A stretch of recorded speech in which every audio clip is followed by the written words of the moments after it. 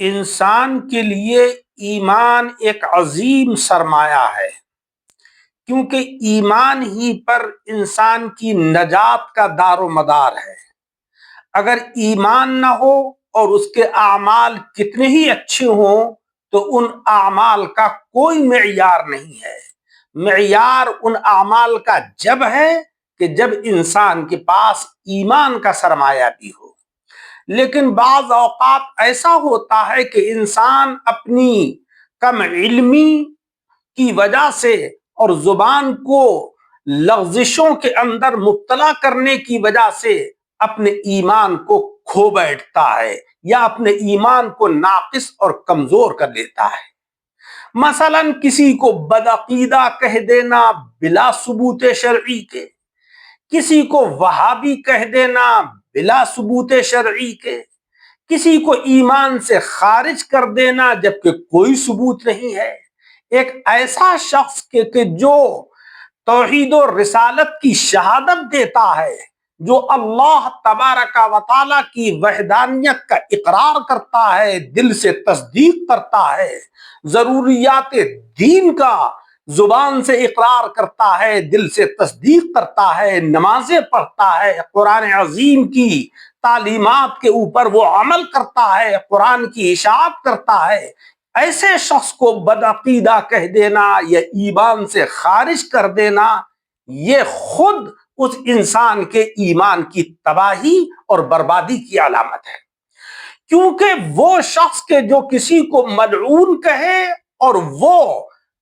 قابل لعنت نہیں تھا تو لعنت اس کہنے والے کے اوپر لوٹ کر آتی ہے۔ حدیث مبارک میں ہے کہ حضرت اسامہ بن زید رضی اللہ تعالی عنہ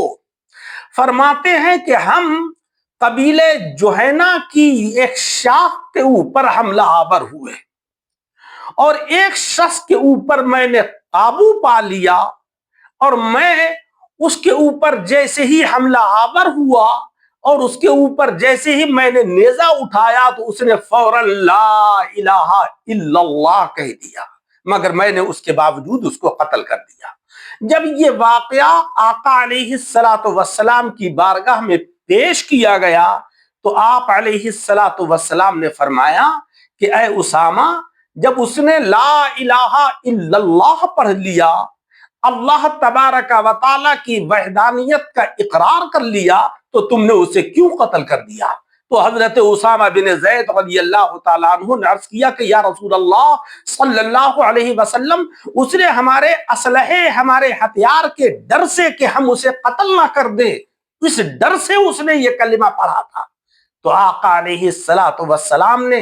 ناراضگی کا اظہار فرمایا اور فرمایا کہ تم نے اس کے دل کو چیر کر کیوں نہیں دیکھ لیا کہ تمہیں پتہ چل جاتا کہ اس کے دل میں کفر ہے یا ایمان ہے؟ اور اس بات کو بار بار آقا علیہ الصلوۃ والسلام نے فرمایا تو حضرت اسامہ کہتے ہیں کہ میں یہ آرزو کرنے لگا، یہ تمنا کرنے لگا کہ کاش میں آج اسلام کو قبول کرتا، اس سے پہلے میں مسلمان نہ ہوا ہوتا تو اتنے بڑے گناہ سے بچ جاتا۔ پیارے عزیزوں، بلا تحقیق کے، بغیر کسی ثبوت شرعی کے کسی کو بدعقیدہ ہرگز نہ کہیے، ورنہ خود بدعقیدہ ہو جاؤ گے اگر اس کا ایمان صحیح ہے۔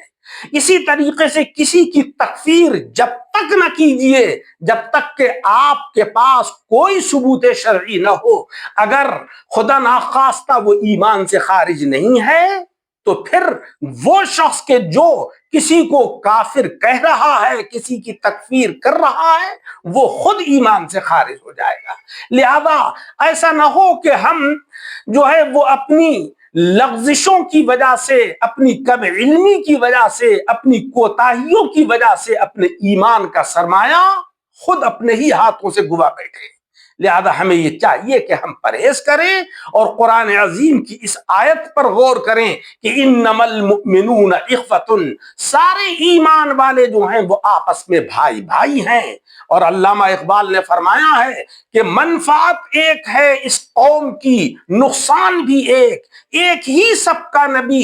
دین بھی ایمان بھی ایک، حرم پاک بھی، اللہ بھی، قرآن بھی ایک، کوئی بڑی بات تھی، ہوتے جو مسلمان بھی ایک۔ اللہ تبارک و تعالی ہمیں ہدایت عطا فرمائے، آمین بجاہ النبی الکریم۔